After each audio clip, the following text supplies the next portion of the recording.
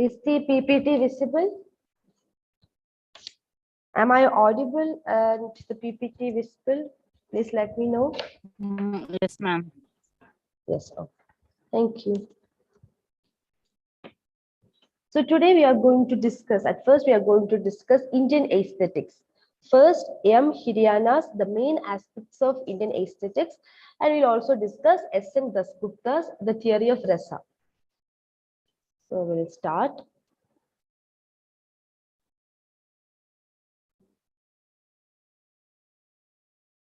So Indian aesthetics, so far we have been discussing about Western theories like feminism, Marxism, psychoanalysis, and other type of criticism. It's all basically Western criticism.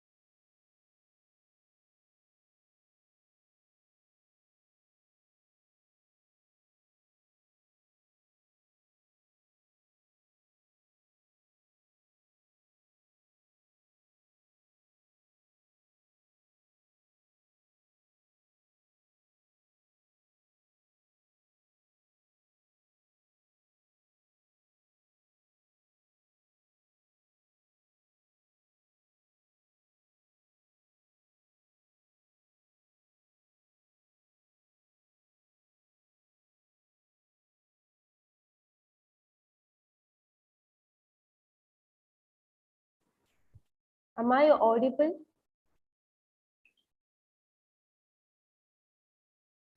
Yes, ma'am. Yeah, I'm sorry, there's like a small network issue. Give me a second. Okay, fine. Share the screen. If you can't hear or if there is any network issue, please let me know. So yeah, we were talking about aesthetics.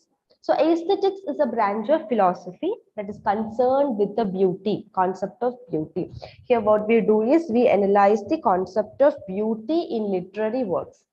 So what is the difference between criticism and aesthetics? So while criticism is concerned with the analysis and judgment of a work of art, I hope you remember when we discussed about criticism, we told that it is the analysis of a work. It is the judgment of a work. Whereas aesthetics moves a step forward and deals with the enjoyment of a work of art. It is not just analysis or judgment. Through aesthetics, we are enjoying a work. We are finding a pleasure in reading the book. So aesthetics is regarded as a part of philosophy in the West. Aesthetics is considered to be a part of philosophy in the West because prominent philosophers of the West, they regard the question of beauty as the part of the problem he's attempting to solve. So they also considered beauty as a part of the problem they are trying to solve. So they always considered beauty while analyzing or judging a work. But in India, aesthetics is a different discipline.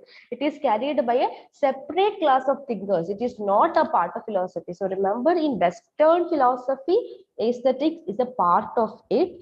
But in India, aesthetics is different part than the philosophy. Philosophy and aesthetics are different.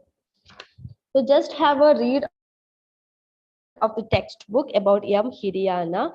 You can have the life and work details. You can read it from the text.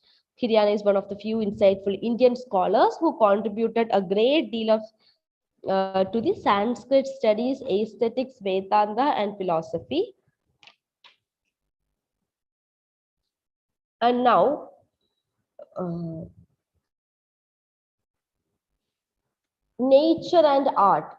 So there is this writer G.E. Moore in his book Principia Ethics. What he stated is that beauty found in actual objects is better than that in the imaginary one. See, we have an actual object and we have an imaginary object, and both has its own beauty. But the beauty of the actual object is always better than the imaginary one. That is what G.E. Moore says. And to point out his view, there are two views in this regard. In this regard of beauty of the actual object and imaginary ones, there are two views. One is the idealistic view and the other is the pessimistic view.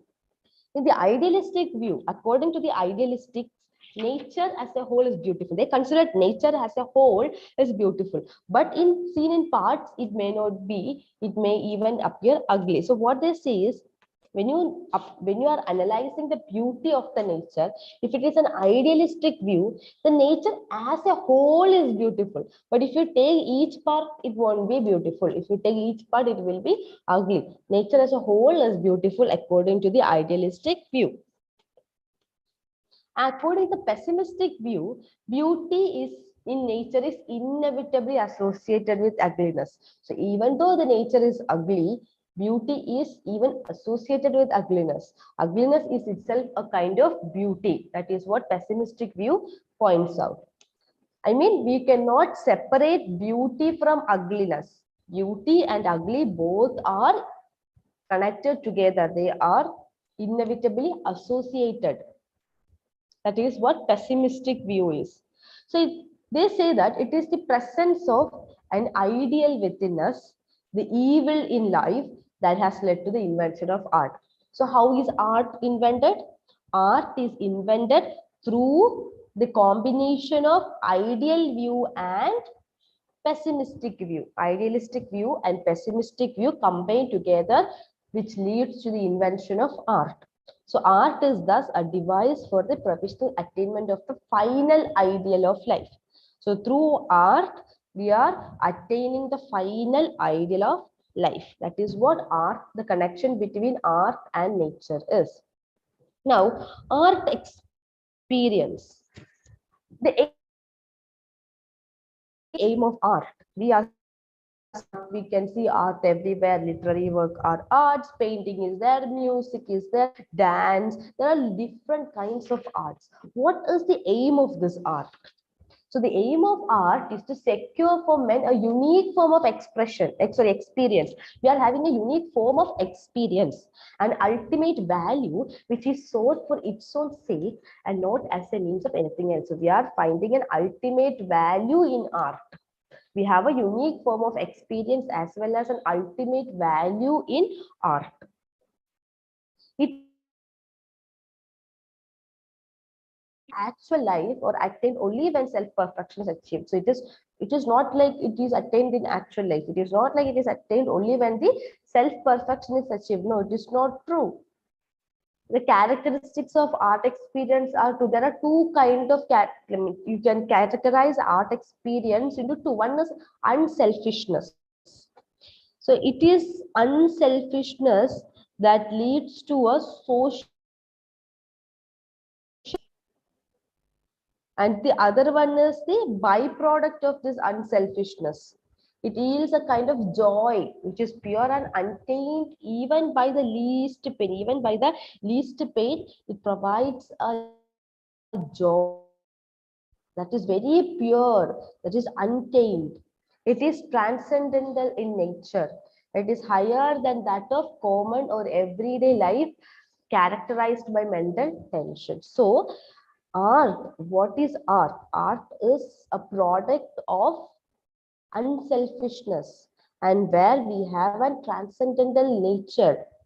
And it is art is all, even though we we derive from life, we derive from common life, but the art is much higher than that common life. The content of art.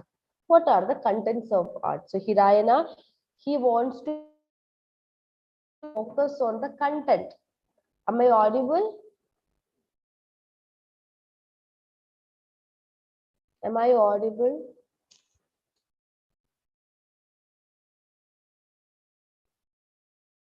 Am I audible? Did someone Yes, tell me if I am audible? ma'am. Yes, okay, fine. So Hirayana, he focused on the content. He focused on the content, and according to him, there are two kinds of views. There are two kinds of views. One is Alankarika view, and the other is Rasadvani view. Alankarika view and Rasadvani view. The Alankarika view is the oldest one. It is the oldest form of understanding the content of art. The old Alankarika view holds the content of art's meaning. So they say that it is the content that gives meaning to art. It must be drawn from actual life. So you have to, the content of the art gives it meaning, and those content should be drawn from actual life. And there should be a purpose of idealization. We should first have a source. We should have a source from which the art the content is derived. And the artistic imagination, see, first having its source in the artistic imagination, it appeals to the same faculty in the spectator, not to his intellectual. So the source should be an artistic imagination. In the common everyday life, the source should be one of the common everyday life, but it should have an artistic imagination, and that it should appeal to the same faculty in the spectator. Both the artist and both the spectator should have the ability to appeal to the source. And secondly, the particular thing of common experience are transferred into general ones and thus induce a detached attitude in the spectator. So what happens is, even though it is an everyday common experience, it should be transferred into a general one, not the particular one, it should be a general one, and the spectator should have a detached attitude. So the content that is discussed should induce a detached attitude in the spectator. Then comes the Rasadvani view. In the Rasadvani view, it came during the 19th century. During the 19th century, there came a change in the view of the content of art. It is called Rasadvani school, and this Rasadvani school was mainly, the proponent of the school was Anandavardhana and Abhinava Gupta. And they say that content does not mean merely meaning, which is the outer ornament of our, but emotion. They say yes, that not only the content is not only just an everyday experience, but it is also have an emotion. So emotion is an important part of the work.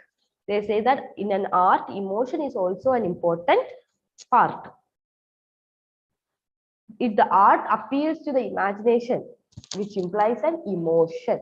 So in the Alankarika view, they say that the content gives meaning and the spectator should be detached. Whereas in Rasadvani view, they say that along with the content, the emotion should also be given importance. That is the Rasadvani view. The method of art. What are the method of art? So words like love, fear, hatred, these merely convey the idea of the corresponding feeling, right? If I say that I love ice cream. If I say I love ice cream, or I fear ghost, or I hate that person. So these words can just convey a feeling, right? But it does not communicate it to the listener. If I tell you I hate that person, you may not know the person. It's not necessarily the idea is communicated correctly. Only the feeling is communicated. You don't know the person. It is not the idea, communication is not happening, but you only focus on the feeling of hate. She hates someone, or she loved this, or she feared that. Certain words like these can only correspond meaning. So such a feelings may be conveyed only through a proper portrayal of select aspects of the cause and consequence. You should give importance to the cause and consequence, and it is what T.S. Eliot called objective correlative.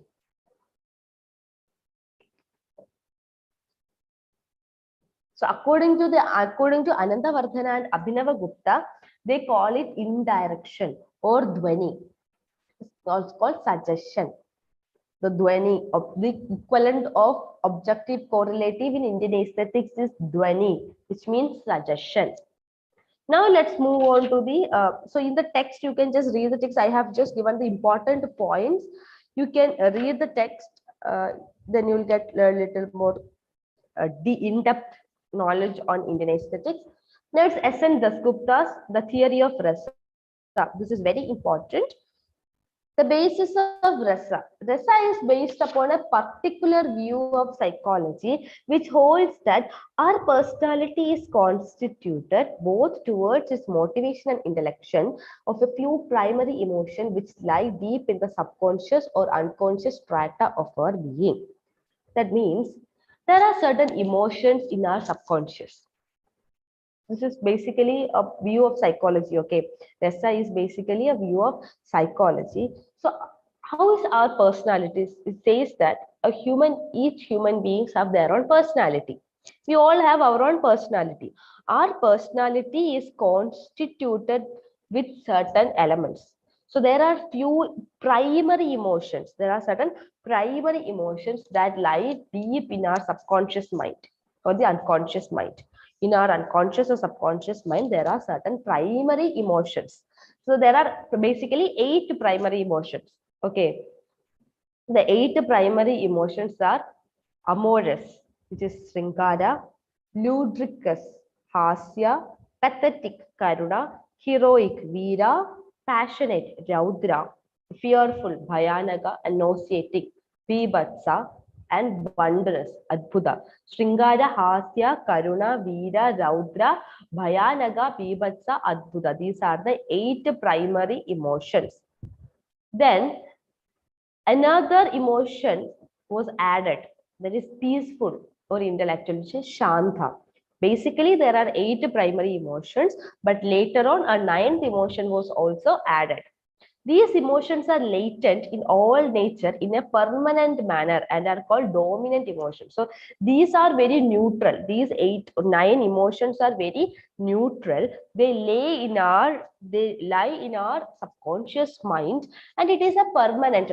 These are very permanent. We cannot change these 8 primary emotions. These 8 primary emotions are permanent in our mind, and we are called dominant emotions. These emotions are called dominant emotions, that is Sthayi Bhavas. They are Sthayi Bhavas. And this Sthayi Bhavas is thus the basis of Rasa. Rasa is produced from this Sthayi Bhava. Rasa is produced from this Sthayi Bhava. Rasa is the taste. Rasa means taste or relish. Rasa means taste or relish. So Bharata is an important figure in Indian aesthetics. Bharata's Natya Shastra. This is very important. Bharata's Natya Shastra is the one that propounded Rasa theory. So in the Rasa theory, what happens is Bharata in Natya Shastra says that Rasa is accomplished as a result of the conjunction of Vibhava, Anubhava, and Vyabhichari Bhava. So a rasa. So what they basically say here is, I hope you can see. I'll just make you understand. Rasa is formed. Rasa. How is rasa formed? By the combination of Vibhava. Sorry, Vibhava plus Anubhava plus Vyabhichari Bhava. This is what it means. So according to Bharata, Rasa is formed by the combination of Vibhava, Anubhava, and Vyabhichari Bhava. There are these 3 kinds of bhavas, and they combine together to form Rasa. Okay, we have a Sthayi Bhava, and when Vibhava, Anubhava, and Vyabhichari Bhava comes in contact or comes in combination with Sthayi Bhava, then this Sthayi Bhava produces a Rasa. Okay. So, from the Sthayi Bhava, we have 9 Rasas also. Shringara, Hasya, Karuna, Veera, Raudra, Bhayanaka, Vivatsa, Adbhuta, and then there is Shanta. There are 9, I hope you know, Navarasas. So this, how is rasa formed? Rasa is formed as a result of the combination of Vibhava, Anubhava, and Vyabhichari Bhava.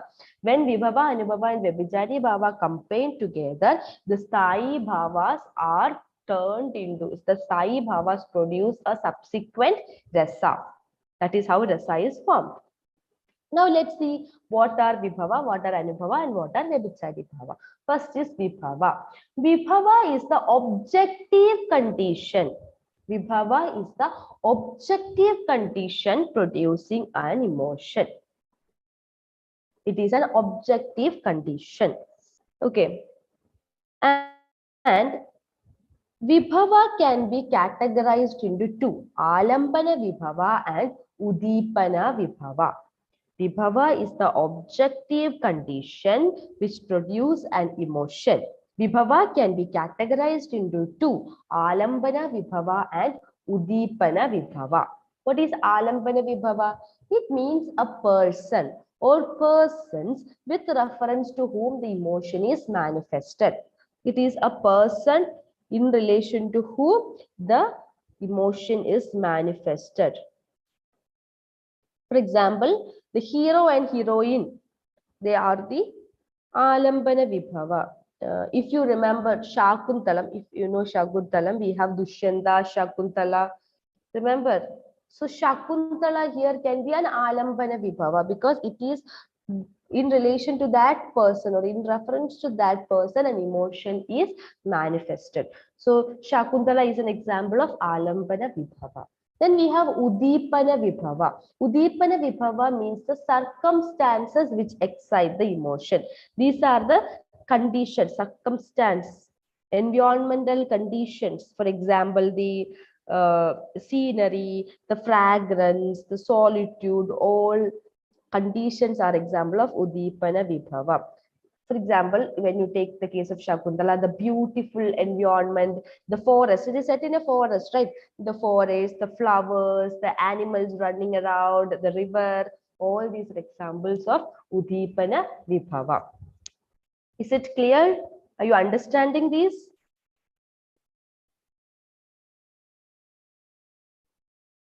This is the very best that I can talk about. So we have Vibhava. Vibhava is the objective condition producing an emotion. Vibhava can be categorized into two, Alambana Vibhava and Udipana Vibhava. Is the person with whom the emotion is manifested. Udipana Vibhava is the circumstance with which the emotion is produced. See, Shakuntala is an example of Alambana Vibhava. The conditions, the river, the flower, the animals, the beautiful scenery, all these are examples of Udipana Vibhava. Now moving on, next is Anubhava. Anubhava is defined as the bodily expression with which the emotion is manifested. These are the bodily expression. For example, the glance, the waiting. When you wait, you stay very sad. When you see something, you smile. These bodily expressions are called Anubhava. The anxiousness. I mean, for example, Shakuntala is waiting for Dushyanta. When she waits, her waiting, the sad expression, the way she keeps her hands, the way her eyes blink, the way her hair uh, moves, the way she walks, all these are Anubhava, bodily expressions. Then we have Vyabhichari Bhava. It is a series of diverse emotions or the transient subordinate emotions that feed the dominant emotions. See, we have certain dominant emotions, right? Sthayi bhavas. And there are certain secondary emotions, subordinate emotions. Those are called Vyabhichari Bhava. For example, a lover waiting for example, a lover is waiting for her partner. So when she is waiting, if the partner is late, if the lover is late, what happens? She thinks that, oh, what happened to him? Did he go away? Why is he late? Did something happen? Did he miss the bus? Did he forget to take something? Did he go back? Did something happen on the way? All these emotions comes in. So these are subordinate emotions. These subordinate emotions that feed the dominant emotion are called Vyabhichari Bhava. And when these Vibhavas, Anubhavas and Vyabhichari Bhavas produce a rasa. Okay, this is how rasas are produced. I hope you understood. Next, in the text, you can see the development of rasa theory, how rasa theory is being developed. And there are three theories before rasa theories. They are Karya Karana theory, Anumana theory, and Bhoga theory. Karya Karana theory is proposed by Bhattalollada, and he says that the rasa can be emerged from Karya Karana. Karya means cause, Karana means effect. Sorry, cause and effect relationship. Karya Karana, cause and effect theory. They say that Vibhava is the direct cause. Vibhava is the direct cause, and rasa is the effect of this cause and cause. So there is a karana, that is Vibhava. Vibhava is the karana, that is direct cause, and from this direct cause that rasa is produced, and rasa is the effect. That is what Karya Karana theory says. Then we have Anumana theory. It is proposed by Sri Shankuka. Shankuka rejects the Karya Karana theory. He says that it is not cause and effect that produce rasa. He proposes An Anumana theory, that is inference. He says that rasa is not produced as an effect. It is not an effect but an inference. It is not an effect but an inference.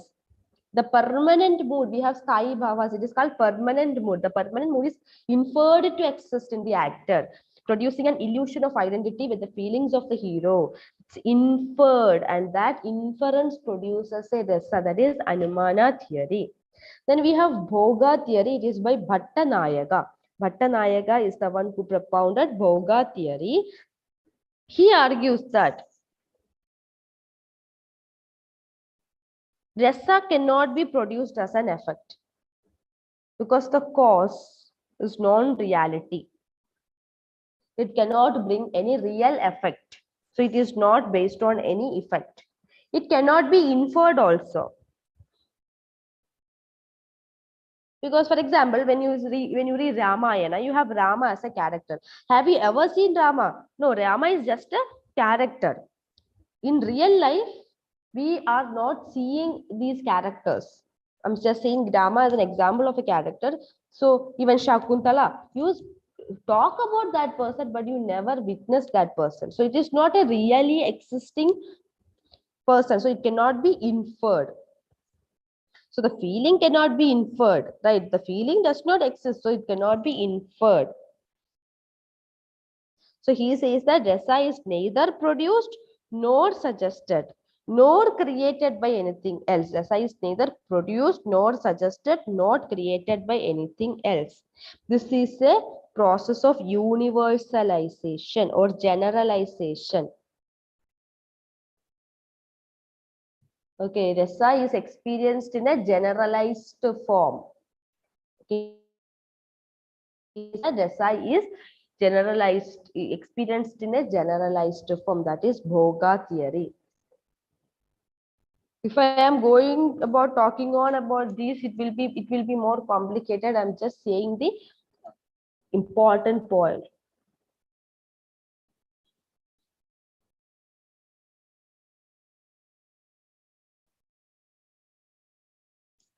So in Bhoga theory, rasa is experienced in a generalized form through the powers of denotation, power of generalization and enjoyment. And this enjoyed product is Bhoga. Then Rasadvani regards the peculiar process of suggestion, the unexpressed suggested part of the meaning, as the soul of poetry. So according to Rasadvani, what is the soul of poetry? It is suggestion. Suggestion means Vyanjana. Suggestion is Vyanjana. And Vyanjana produces the soul of poetry. Suggested meaning produces the soul of poetry. Then conjunction answers which you can that very important. You can for that. So these are important about the theory.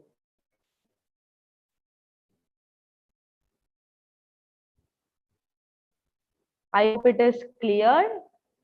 Please read the textbook, understand better. Okay.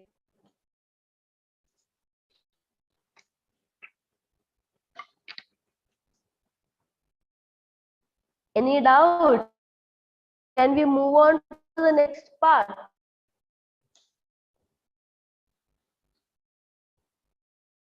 Can we move on?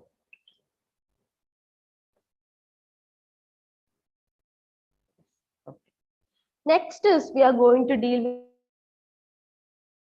with. So regarding block 5, there is an interesting thing. Okay, it is for your self-study actually. It is, you have to do a lot of work on the block 5.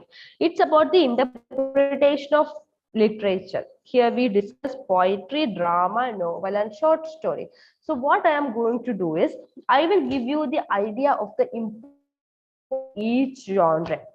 I'll talk about poetry, I will talk about drama, I'll talk about novel, and I'll talk about short story. And there are certain examples in the textbook. There is an excerpt of poem, there is an excerpt of a drama, there is a short story, there is a some novel. You have to read them and analyze them. Analysis part is in your hand. You have to do by yourself. Okay. Now I'll tell you about the important elements in each literary genre. Interpretation of poetry. What do you mean by poetry? You all kind of poem as a part of course, or you might have come across some kind of poem in your life. So interpretation of poetry requires a knowledge of the nature of poetry, its essential elements, classification, figures of speech, imagery. So poetry is one of the three branches of literature, being prose and drama. So we have basically three branches in literature: poetry, prose, and drama. You know poetry. Poetry is a form describing or describing the anything in some technical features like and figures of speech, imagery, and is written in the form of stanza. There are certain essential elements of poetry. They are emotions and feelings. Emotions and the feelings constitute poetry. Whichever poem you read, there are certain emotions, feelings discussed, right? And interpretation of literature.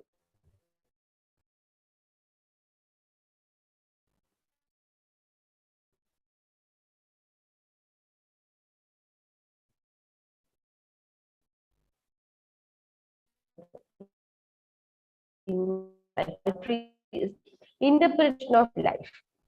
And we have discussed early when we discussed about Coleridge and Wordsworth, we discussed about poetry. You remember the language of poetry and language of science. Language of science is direct, descriptive, factual, and informative. Oh, the voice is breaking. Am I audible now? Am I audible now?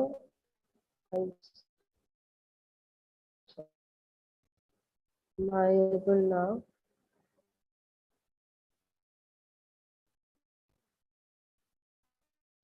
Just give me a second.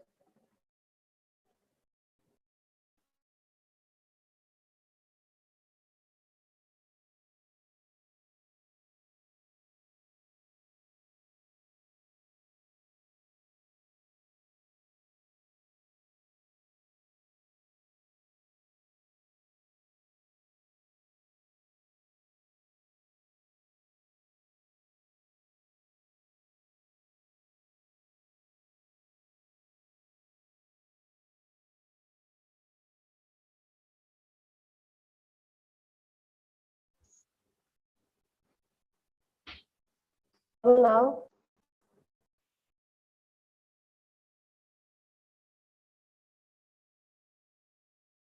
am I audible now?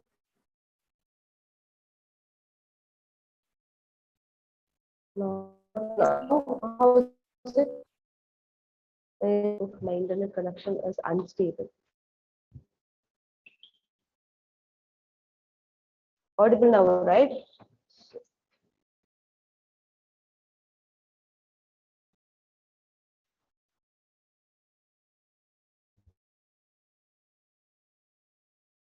It's not really.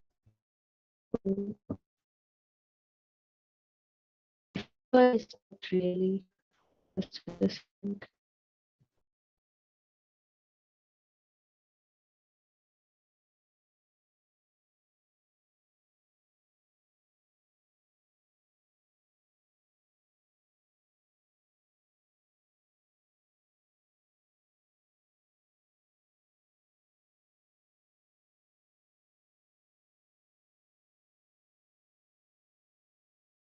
Time.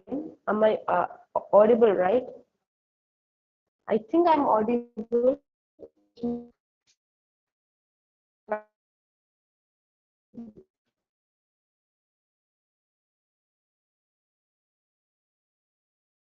Maybe because we are running out of time.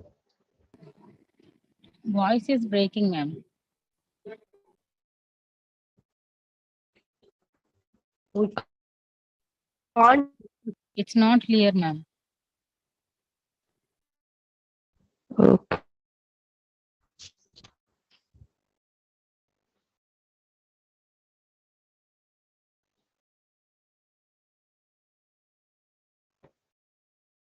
What about now?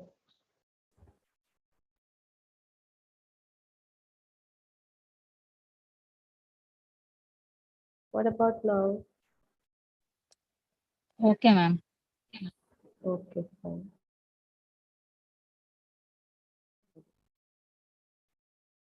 Okay, interpretation. Poetry, we know the difference between the poetic language and scientific language. I hope you remember. Denotative, descriptive is based on fact, whereas poetry is indirect, connotative, figurative, emotive. And what is poetic truth? Poetic truth is different from. So poetic truth, scientific is based on true facts, it's based on facts. As poetic truth is more of an emotional apprehension of facts. It's based on fear, sorry, pleasure and pain, hope and fear, wonder or religious reverence. These are discussed in the poetry. So poetic truth is different from scientific truth. Then one of the chief element of poetry is its revealing power. If poetry is an interpretation of life through the imagination and feeling, its greatness must be assessed by the greatness of the power with which it treats the subject matter. So poetry is one of the chief elements, is its revealing power. Next is uh, classification of poetry. Poetry can be divided into different. It's basically class subjective poetry and objective poetry and objective poetry. The poetry in which the poet drops his soul and fire sensation and subject from his own experience, thought, feeling, called personal or subjective. The poet, when the poet talks about his own experience, his own thoughts, his own feelings, it is called personal or subjective poetry. It mostly discusses about self-delineation, self-expression, and introspection. And when the poet looks out of himself, looks outside of himself to the world, personal poetry. The better representation. Now, subject or personal poetry. The also energy and soul. The lyric or the energy and soul are the importance of subjective or personal poetry. So, what is lyric? Lyric is originally a poem or accompanied by lyre or music instrument, and the song sung or harp instrument. And the song with called, it's a very short poem which has no narrative. The journey should have a feeling, simple or feeling, convincing language, Not easily audible. endowed with many sensation I'm expression. not Yes, audible. but see, I can really hear you. When you talk, I can actually. Just a second.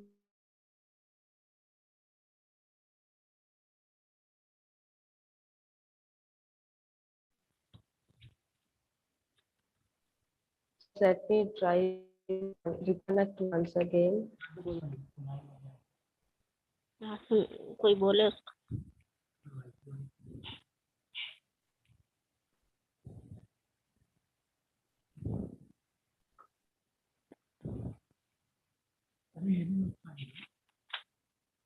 माँ बीता है उसका बोलने का। कब बोलती हूँ कि अम्मा टाइम हो गया ना, अभी हो गया ना। लास्ट क्लास में क्या बोलती है? हाँ करती, मैं तो नहीं आता बा। 1000 हो गए। मैं जो भी बोलना है पिच बोल।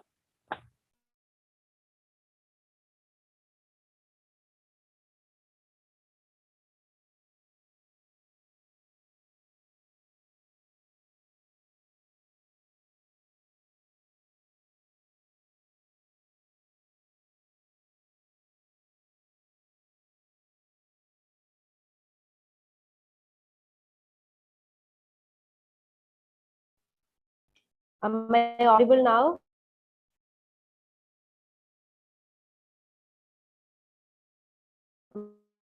Now, I mean, this is the best I can. If I have one, I have connected the available. This is the best. And I know my internet connection a bit unstable. Please try to like go with it because this is out and then leave that block.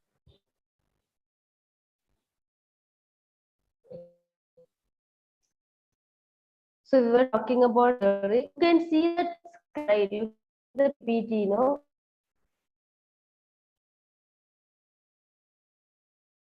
It's visible, right?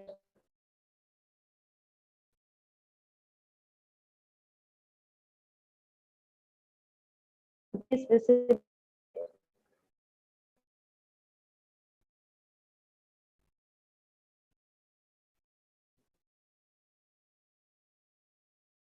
So just go on with PPT if when my voice. So the lyric is a short poem which has no mode,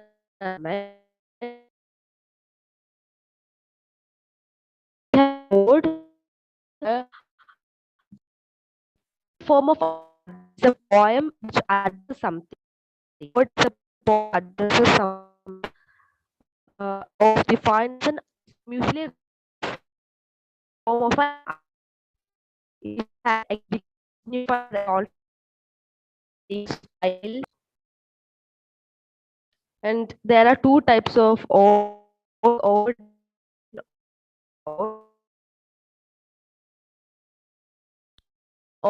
and audition. Ode is fairly a long, it is a long subject matter. It is divided into stanzas. Stanzas are usually long and complex. There are types of lyric ode regarded as the father of named after the Latin poet Horace. Now,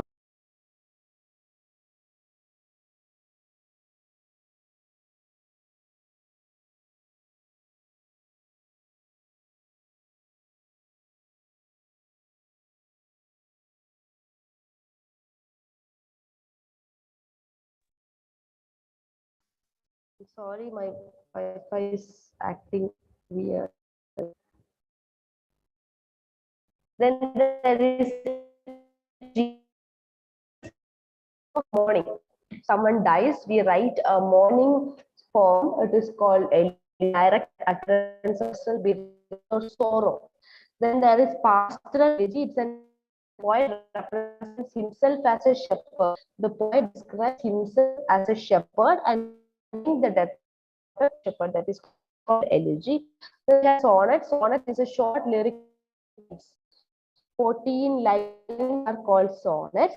It is divided into two parts. Instead of 8 lines, so that is 6 lines. And then there is a pause, or the pause is called the octave. That is after lines. There's a pause. Then there is a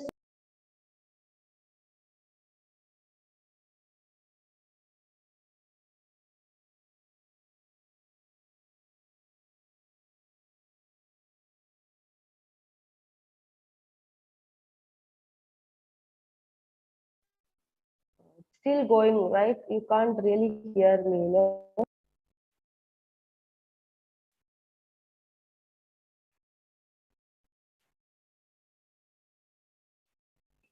I have an idea.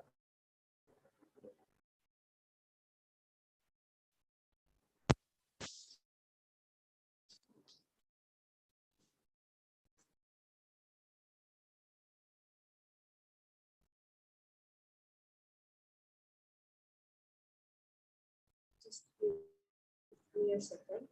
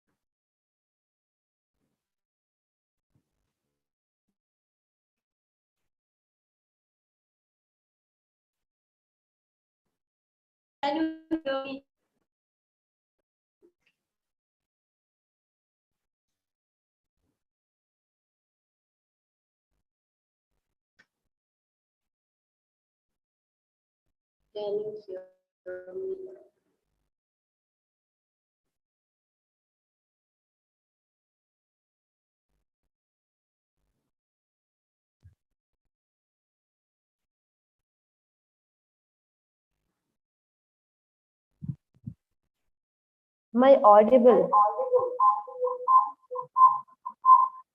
Can you hear? Yes, ma'am. Okay. Screen of the PPT is visible. I am presenting from PPT is visible and it is Yes, that is ma'am. I'm a doing the same thing.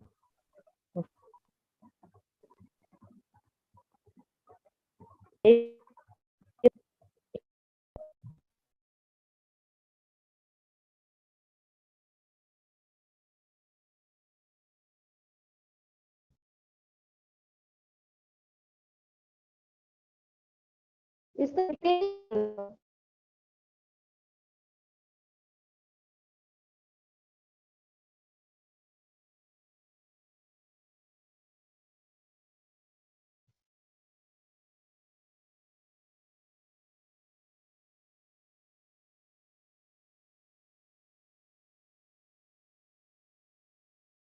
okay.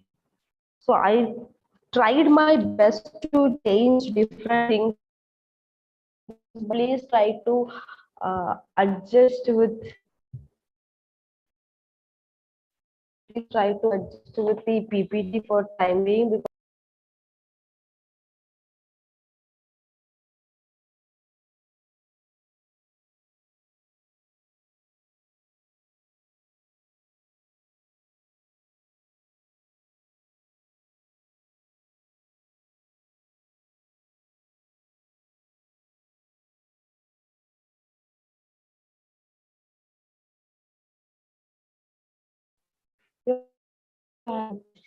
so I just finish it fast because please look into the PPT.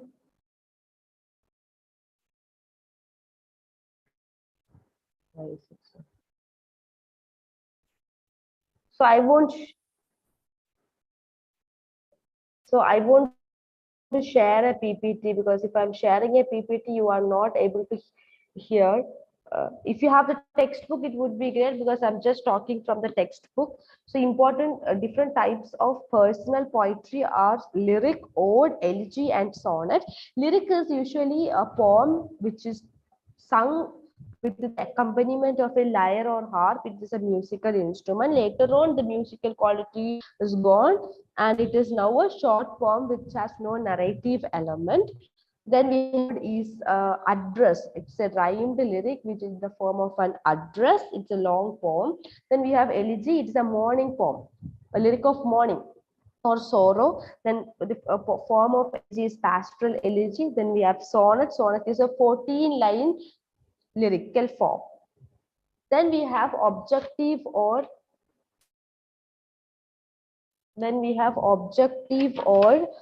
impersonal poetry. The objective poetry falls into two categories: the narrative and dramatic.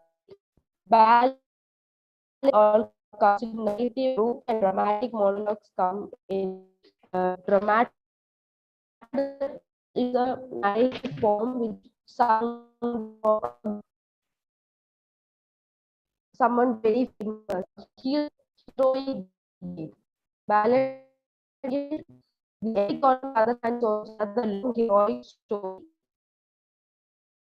Example of epic is Iliad by Homer, Virgil named the Paradise writer. These are examples of epic.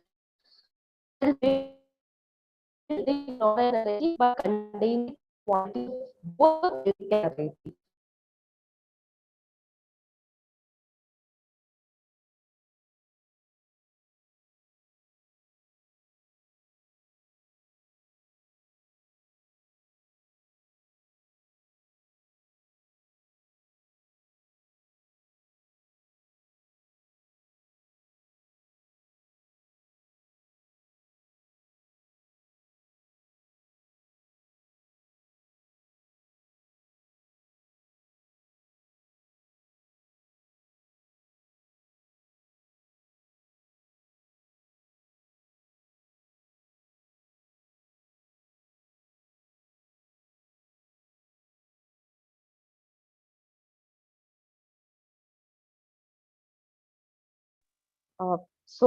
Idealism as my hope I am.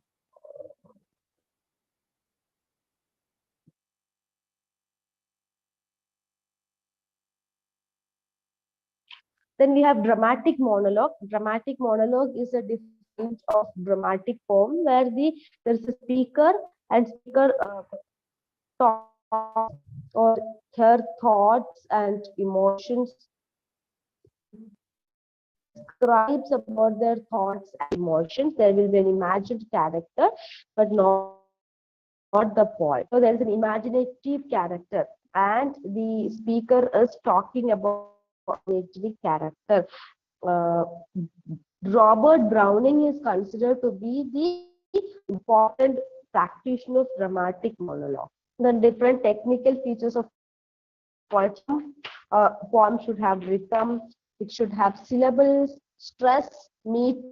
There are different kinds of meter like iambic meter, iambic trochaic, anapaestic, dactyl, spondaic, pyric, amphibreath. These are some different kinds of meter. Then there is scansion. Scansion is marking stressed and unstressed syllable, dividing the lines into feet and counting the number of feet. It is called scansion. So these are different kinds of technical elements, technical features of poetry: rhythm, syllables, stress, meter, scansion, then rhyme, etc. Then there are blank verse and free verse. Blank verses verse can be either rhymed or unrhymed. Unrhymed iambic pentameter. Pentameter is 5 meter. Based on the number of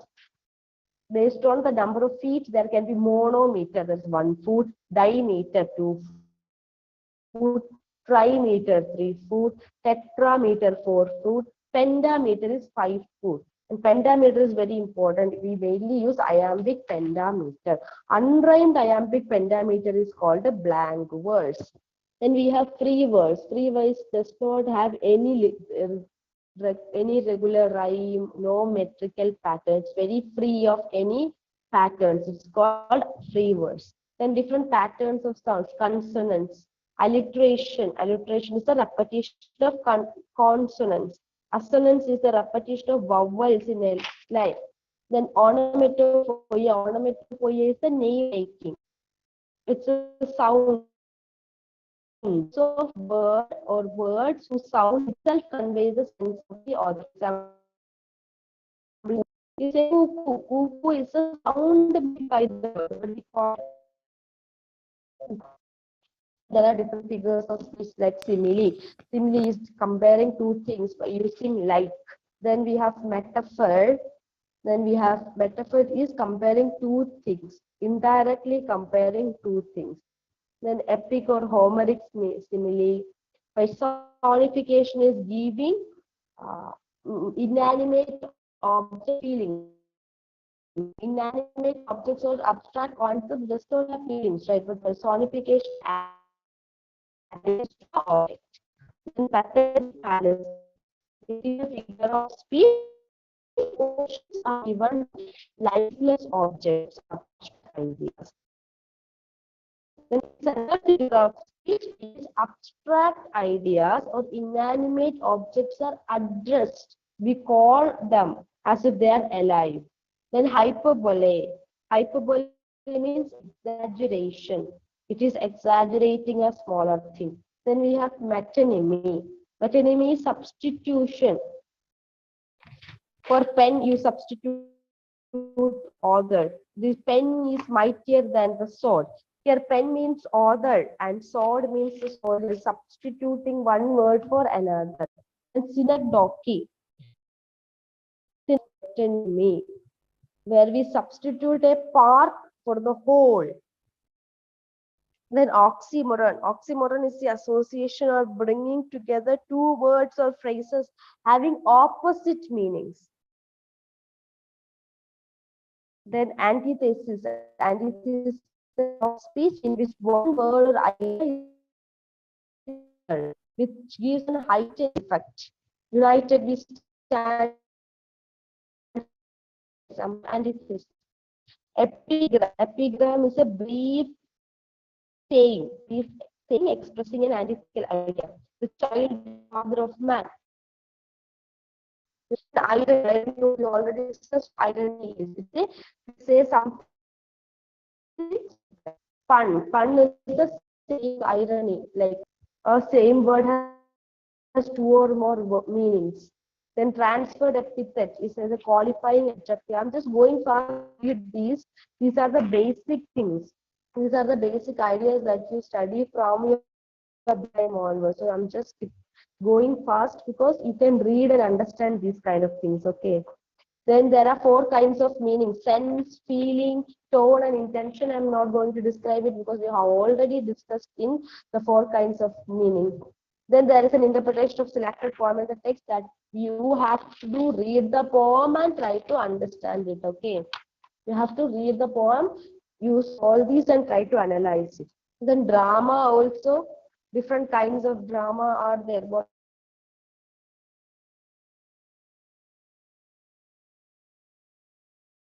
are the different kinds of drama? Drama is nothing but right, you have different characters, they perform, the characters talking to each other, there will be a setting, right? There are different kinds of different elements like plot. There is a story, there's a plot or action, and this plot takes place. Then there is when you talk about plot, there is an introduction, then a complication. So first the characters will be introduced, then there is an action, rising action taking place, and then there is something happens, then there is a falling action, then there is a climax. This is a pattern of plot. And then there is a dialogue, right? Dramas contains dialogues, conversation, and then there are characters in drama. Without characters, a drama is not complete. There are different characters. It's important about dramas. There are different kinds of dramas like Greek tragedy. Oedipus is an example of Greek tragedy. Then Elizabethan drama. Shakespeare is an important playwright during Elizabethan period. Restoration drama. The 19th century drama, 20th century drama. These are the different kinds of development of drama. And you can read the textbook, and there is an abstract from different dramas for you to read and analyze. When you read a drama, I'll just tell you once I finish this. Next is novel. Novel is a form of prose. It's a prose form. Novel and short story, I'm going to prose form. And one important word story is short story is a small prose which is not long. It's not longer than a very long. But short story is shorter compared to a novel. Both stories, there is a particular story which is there is a plot, there are twists, right? There is a setting. It novel or short story takes place in a point of either it is in the first point of view, second person point of view, or third point of view. This has a particular language and style.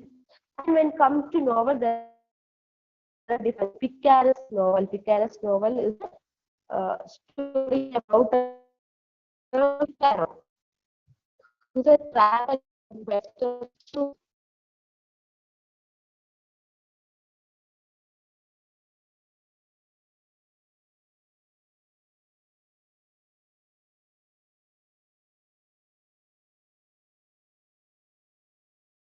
And the history novel is a novel written in the form of fiction. Then psychological novel, it analyzes the psychology